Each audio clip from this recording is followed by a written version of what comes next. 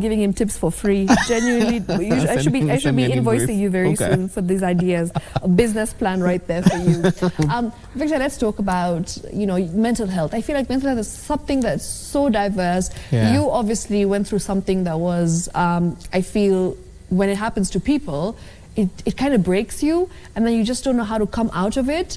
Yeah. So it could either break you or make you, because I feel like once you're in that particular moment where you're low, you've just come out of a relationship, you don't know how to move past this, and you don't know how to get out of this whole phase and mental funk where you're just very, very, it's just one of those days where you don't want to do anything. And I feel like life just feels like it's at a standstill, right? So how exactly did you come out of this whole situation that you were in, and how exactly did you maneuver? Because your lives were out there. You and your partner's lives were on YouTube.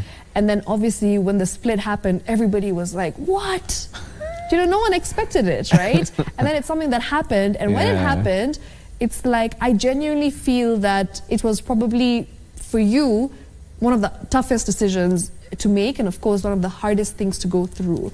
And then how exactly did you get past it? Yeah, so I think, so initially when it happened, like immediately when we separated, I think that was really tough. Yeah. Remember, like I went through, it was in 2020. I think that's the most darkest, lowest time in my life ever. No. Yeah, so, and I won't even lie and say, oh my God, I was so strong about it. No, like I was like gone. And then, like, going through it during COVID. Exactly. So I was alone in the house. When you can't even like distract yourself by going out. Exactly. Meeting friends. I'd lost my job. Like everything was just going south during that time. So I think just staying in the house. So one of the things that I think a number of things contributed to like me getting better. So one of the things was one of my friends used to come and visit regularly. Okay. And she's always been a gangster. Like we've been friends for like 15 years. And like she'd come to the house and she's like, have you eaten? Like, what are you doing today? Get out. I'm like, what? Let me go through this. Yeah, I'm like, I need to stay here and just wallow. Yeah. But then eventually that really helped me get out of the shell.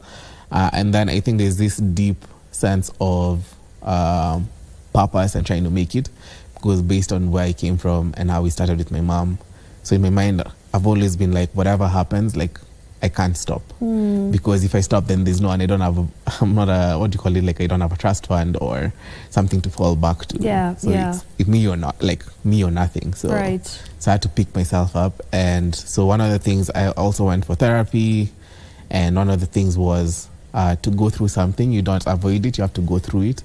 The only way out is through. So that's one of the things that I just let the emotions go through, and not like the moments where you even like, I remember I was in the banking hall in the line, and I just got this like wave of emotion and I just started crying, and I just left, like I had to run out.